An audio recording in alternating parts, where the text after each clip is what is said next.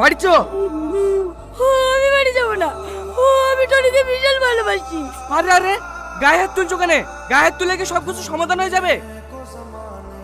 পাঁচটা মানুষ আছে, ছেলের বাপ আছে, ঠান্ডা মাথায় আলোচনা করো, তারপরে সিদ্ধান্ত লিও। মেয়ের বাপকে আমি ভাই। এই সোহেল, দেখেন ভাই, সেলিম এই ভালোবাসা করে পালিয়ে এসছে। আমার জ্ঞানে পিটা দিয়ে দেয়াই ভালো, না হলে আজকে পুজো বাড়িতে যাবেন, আবার তো কালকে পালিয়ে যেতে পারে। এই সামের, তুই কি বলছিস বল। আমি আবার কি বলবো? মেলি চলে এসে বি করবে। দেখ, রাগ করে থাকলে সমাধান হবে না। সেলিম মানুষ ভুল করে ফেলেছে, মেনে নিলে ভাই, তাহলে আজকে সেলিমের বিপরীত দিছি। কি বলছেন বলেন? কি বলবো, আপনারা যা ভালো বোঝেন তাই করেন। এই সোহেল, জামালানা ডেকে আয়। ঠিক আছে চাচা। কেমন আছে ছুটকি? ভালো আছি। তুই একা যে? ভাই আসেনি? না, ওই বড় ভাই পেঁয়াজ তুলতে মুনিশ লেগেছে তো, তাই ও বিকালে আসবে। টনি কই?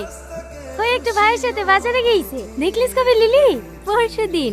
তোর ভাই কিনে দিয়েছে। এই বুড়ি, ঘরে বসে কি করছিস? আয় একটু পিঠের মুখগুলো মেরে দে। হ্যাঁ যাচ্ছি। বোনের নেকলেসটা খুব ভালো লাগছে না মা?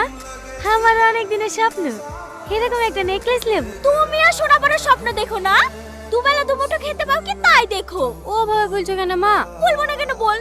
ও কি দেখতে শুনতে খারাপ? ওর আব্বা একটা বড় লোক বাড়িতে বিয়ে করেছিল, সেখানে বিনা করে কোন টাকার এক ভিখারির হাত ধরে পালিয়ে গেল, আর এখন নেকলেস বড় স্বপ্ন দেখছি। আয় আয়, পিঠের মুখগুলো মেরে দে। জামাই তুমি কখন আসলো বাপ?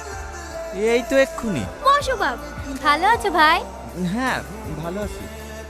বসো, আমি পিঠের মুখগুলো মেরে দেই কি? কি ব্যাপার, বাবুর হঠাৎ মোটা হয়ে গেল কেনে? সালমা, তুমি আমাকে বিয়ে করে খুব ভুল করেছো তাই না? কি উল্টো পাল্টা বলছো?